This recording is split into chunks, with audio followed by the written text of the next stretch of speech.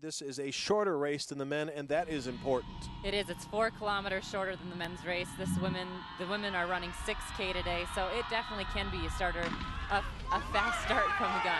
And you notice the weather is a little bit different. The wind has died down, and particularly the sun has come out. You know, the wind has died down a little bit. They don't have their gloves on, so we can tell that it is a little bit warmer than the men's race, but it's still going to be a fast course.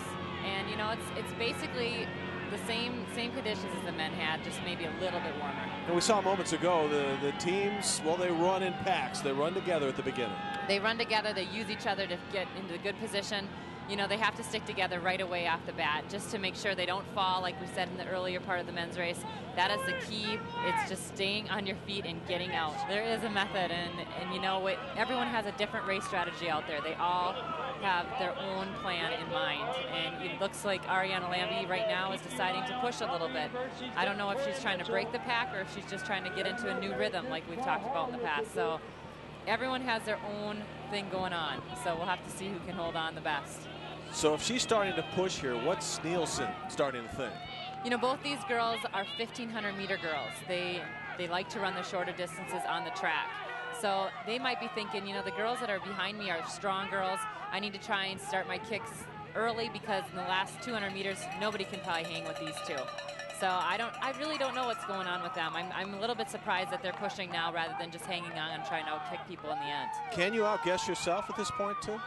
You sure can. You can make moves, and it might, you know, come back to haunt you in the end. But, you know, I think these girls are strong enough. They know what's going on, and they've practiced this, you know, mentally over and over again. And so we'll just see if they can physically hold on.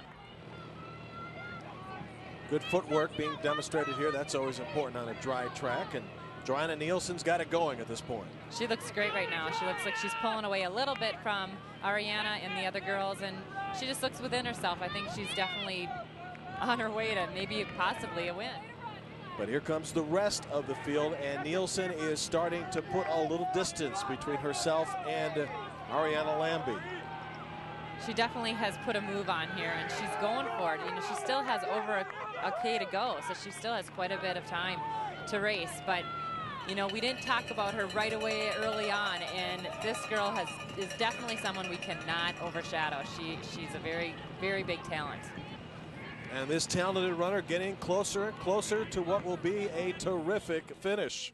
Johanna Nilsson has really put together a nice lead here. Just about a half-mile left, so what's important for her down the stretch? Hold on, hold on. She has Ariana Lambie behind her that has a lot of stress on her shoulders right now. She's leading her Stanford team, but Ariana knows how to kick, so this is perfect for her to be out a little bit in front of her and kick home.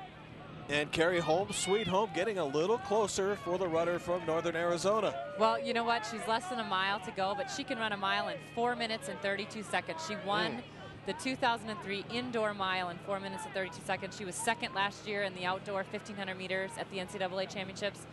This girl is fast, so I think it's going to be tough to be able to beat her today. Your top three as we're getting close to the stretch run. Who's going to win the individual title? And how about the team championship? Stay with us. We're at the Laverne Gibson Championship course in Terre Haute, Indiana. Jim Barber, Carrie Tollefson, and we are getting close to the stretch. And there is your leader, Johanna Nilsson, hailing from Northern Arizona University, and the rest of the pack at a distance from her. She can see the finish line now, Jim, and this is the best feeling, having the crowd just going crazy alongside you. If she can hold on, this is going to be a great win for her today. I'm really impressed by the distance that Nilsson has with the rest of the group. You know, we see some lengthening that she has put on, and she just glanced over her shoulder right there just to make sure that things were okay. She knows she has it now. She's got a big lead actually right now, and I think that she's definitely surprised with how big of a lead she has.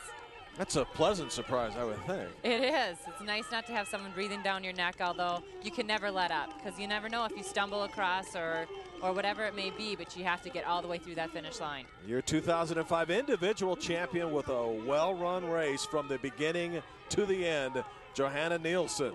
Yep. Johanna Nilsson sets a new course record. Let's speak about that and how special that is. You know, she broke Shalane Flanagan's record set 2 years ago by 3 seconds. Shalane Flanagan is one heck of a runner for the U.S. distance runners.